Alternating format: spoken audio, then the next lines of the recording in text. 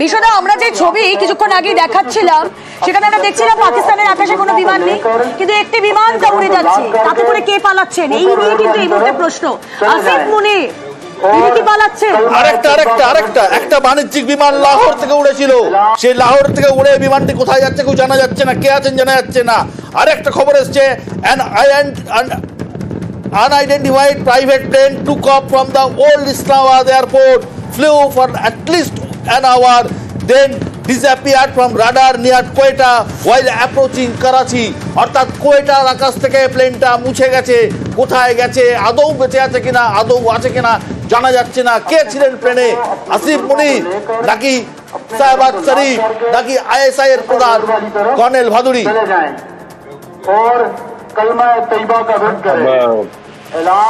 আমিও professional pilot, তো আমি আপনাদের খবর শুনে ওই ফ্লাইট 24 এর রেডার ইমেজটা দেখছিলাম।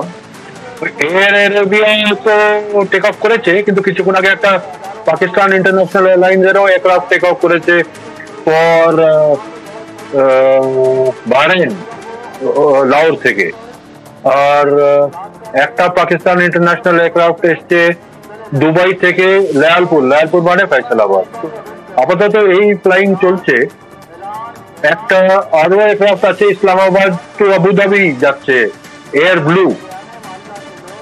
তো এই এয়ারক্রাফট গুলো আছে, কিন্তু ওই যে এয়ারক্রাফটটা আপনি এক্ষুনি বললেন যেটা ইসলামাবাদ থেকে টেক অফ করে কোয়েটার আশেপাশে, ওটা আমি কোথাও খুঁজে পাইনি আপাতত।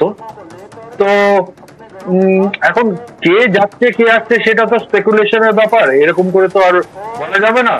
এখন এয়ার আরাবিয়াটার যেহেতু ডেস্টিনেশন কিছু দেখাচ্ছে না, সেহেতু হয়তো এটা রিটার্ন ফ্লাইট এমটি, মানে প্লেসমেন্টের জন্য এয়ার আরাবিয়া নিজের কোম্পানি ফ্লাইট হতে পারে, সেটা বলা যায় না। আপাতত ওটা এখানে গদারের আশেপাশে আছে, মানে গদার পৌঁছাবে কিছুক্ষণের মধ্যে। পাকিস্তান এয়ার স্পেসের মধ্যেই আছে, বালুচিস্তান এরিয়ার মধ্যেই আছে।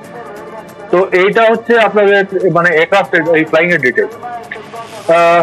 পাকিস্তান এয়ার স্পেস আপাতত পাকিস্তান লোকাল এয়ারলাইন্স আর এক আধটা আমি নোটিস করেছি এমিরেটস এর ফ্লাইট পাকিস্তানের এয়ার স্পেসের খুবই যাচ্ছে। কিছু পাকিস্তানের ডেস্টিনেশন আর কিছু চায়নার থেকে, মানে দুবাই এমিরেটস থেকে চাইনিজ ডেস্টিনেশন বেজিং বা সাংহাই এটসেট্রার ফ্লাইট গুলো পাকিস্তানের ওভারফ্লাই করে যাচ্ছে। বাকি কোনো ফ্লাইং হচ্ছে না over Pakistani air space. Colonel Bhaduri, আমাদের কাছে খবর এসছে যে তুরস্কের একটা নৌবহর, তুরস্কের একটা যুদ্ধ জাহাজ ইতিমধ্যেই তার আগে করাচিতে পৌঁছেছিল এবং করাচি বন্দরে পরপর 12টি বোমা ফেলেছে ভারতীয় বায়ুসেনা। তুরস্ক কি সরাসরি যুদ্ধে জড়াবে বলে মনে হচ্ছে? না, আমিও খবর পেয়েছিলাম টার্কিশ নেভির একটা কর্ভেট জাস্ট গতকাল বোধহয় এসে ডক করেছে করাচিতে।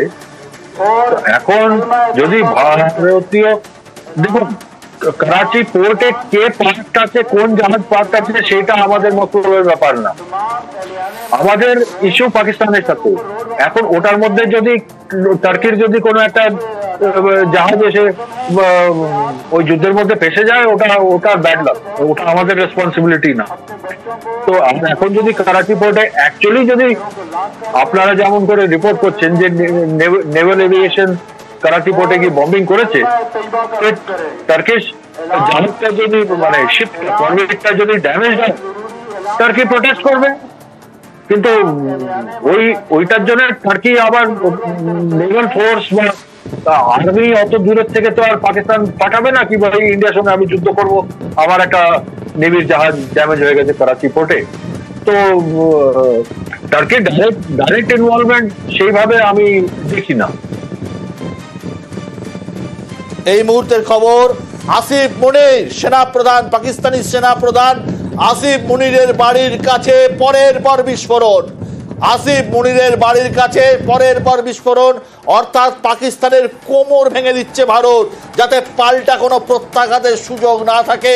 পাকিস্তানের এয়ারবেস, পাকিস্তানের সিস্টেম লাহোর, করাচি, ইসলামাবাদ, সিয়ালকোট, ভাওয়ালপুর, পাকিস্তানের সমস্ত ইম্পর্টেন্ট লোকেশন কিন্তু রীতিমতো গুঁড়িয়ে দিচ্ছে ভারত। হ্যাঁ, এই ধরনের আক্রমণে সাধারণ মানুষও আক্রান্ত হন, কিন্তু যেভাবে পাকিস্তান সন্ত্রাসে মদদ দিচ্ছিল, যেভাবে পাকিস্তান চুলকে যাচ্ছিল ভারতীয় সেনাবাহিনীকে, তাতে কিন্তু এই ধরনের রিটালিয়েশনের দরকার ছিল। ভারতীয় সেনা কিন্তু যোগ্য জবাব দিচ্ছে এবং স্থল, নৌ এবং ইন্ডিয়ান এয়ারফোর্স একযোগে সামিল হয়েছে এই আক্রমণে।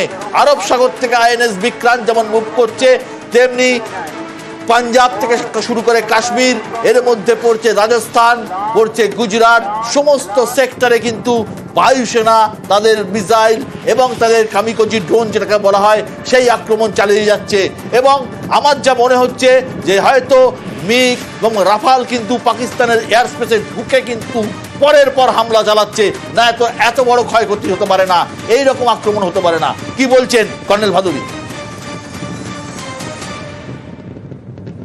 আমাকে একটু প্রশ্নটা আবার করবেন, আপনার পিসিআরটা মধ্যেখানে আপনার কি মনে হচ্ছে যেভাবে লাহোর, করাচি, ইসলামাবাদ, সিয়ালকোট, ভাওয়ালপুর এই সমস্ত জায়গায় পরের পর বোমা পড়ছে, এটা কি দূর নিয়ন্ত্রিত ড্রোন, মিসাইল, নাকি ভারতীয় এয়ারফোর্স একদম ঢুকে ওখানে আক্রমণ করছে? কি মনে হচ্ছে?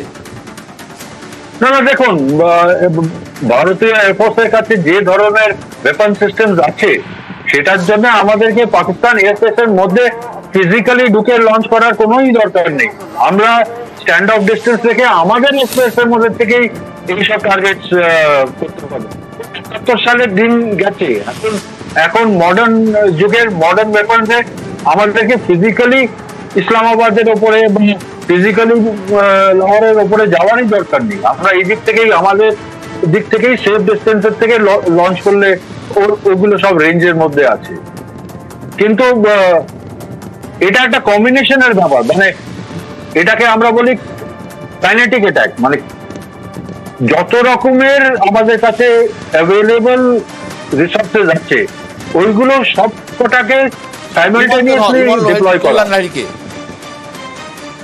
ওইগুলো সাইমালটেনিয়াসলি ডিপ্লয় করা। এটার দুটো কারণ আছে। একটা হচ্ছে যে ওদের এয়ার ডিফেন্স সিস্টেম ওভারওয়েলম হয়ে যায়, অনেকগুলো টার্গেট একসঙ্গে ওদের কাছে আসে, তো ওরা ওই এয়ার ডিফেন্স সিস্টেম কনফিউজ হয়ে যায়। অবশ্যই ওদের এয়ার ডিফেন্স সিস্টেম তো এইসব সেন্সিটিভ এরিয়াতে আমরা অলরেডি হিট করে দিয়েছি, তো বাট আমি ওই অ্যাসপেক্টটা বলছি। এটাকে বলে সোয়াম, মানে অনেক রকমের জিনিস, cruise missile, normal guided bomb, drone, সবকিছু একসঙ্গে লঞ্চ হবে। কোনটাকে প্রায়োরিটি টার্গেট করবে আর কোনটাকে টার্গেট করবে না, এটা সিস্টেম কনফিউজ হয়ে যায়।